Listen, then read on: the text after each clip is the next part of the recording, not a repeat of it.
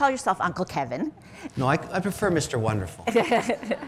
And your book deals a lot with the different stages of life. And there's a great story about you as a parent with your young son. I don't think he was a teenager yet.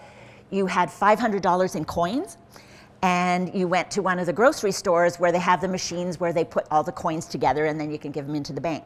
And you did not read the fine print. Right. So what happened? So I'll never forget this day. We gathered, I thought I had about $500 because I used to throw it into a bowl. It was a big bowl. So Trevor and I spent like an hour pouring it in. It was ding, ding, ding, ding, ding, ding. And then we get the receipt that you take to the cash register where you get paid the cash. And they took a 9% fee. I went out of my mind. I demanded to see the manager, and then I realized I'm screwed. I didn't read the fine print on this machine. Anyways, it was an important lesson for myself and for Trevor. Today, we spend time together rolling them with those things from Staples that you get. And you take it to the bank and you get 100 cents on the dollar. And we always do that at the end of every month because it's a good lesson. And then for his portion, because he claims that 20% of it's his, I force him to put it into a secret 10 account, and it never comes out. He's amassed, you know, at his age now, he checks the statement every month to look at how much interest he's made, because he only owns O'Leary funds, of course.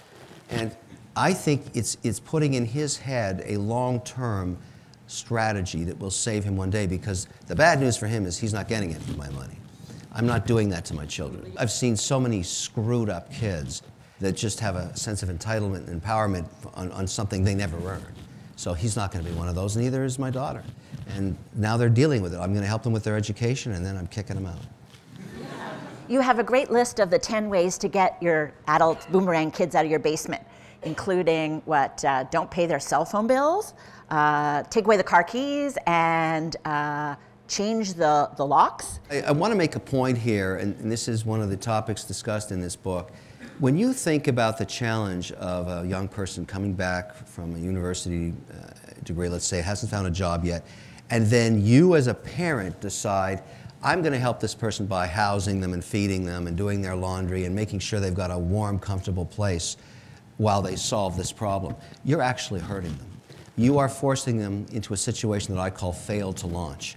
They never go out there. They never get that job. They never face the terror of not being able to eat because they have no money. And so my number one recommendation is they never get to come home. I don't care if they're unemployed. Too bad.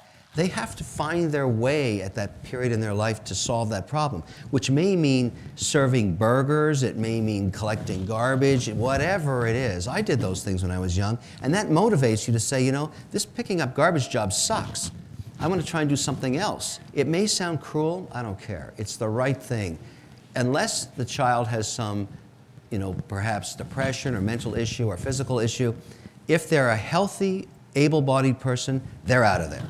I got a little involved with the book this week when I was writing about your advice about, you know, don't buy coffee, don't buy lunch, don't buy cigarettes, don't buy magazines. And some people are thinking, well, you know, cutting back these small, simple pleasures won't turn you into a millionaire when you're 70. And if you're working really hard, don't you deserve to spend a little of it? You know, you can be conscious of your cash, but you don't have to get rid of all the fun in your life. Well, I agree with that. I mean, that makes, you know, it makes ultimate profound sense. But here's what I think, and I bet less than 2% of the people in this room have done this. You have to take stock of what money you're making every 3 months. Just take a 3-month period. Take the last 3 months.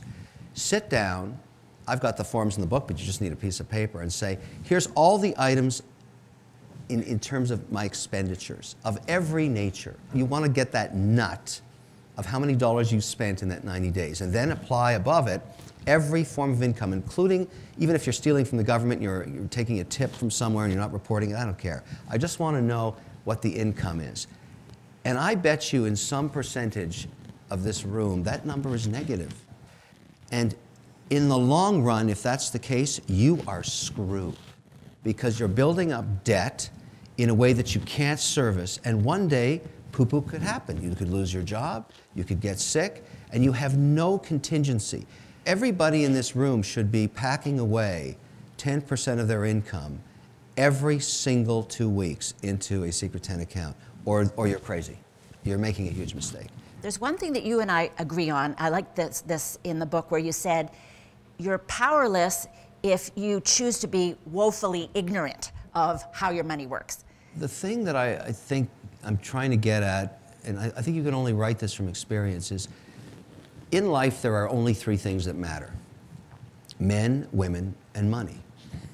That's it. And I love the title of this book so much because you actually can't live in this society without money. Most marriages break up because of money, too much or too little of it. People's relationship with money is what I'm trying to explore. And so understanding what this powerful ally can be in money, or this deadly foe, because it can be both. It doesn't have a soul, it doesn't care about you, it's not a friend or an enemy. You make it that.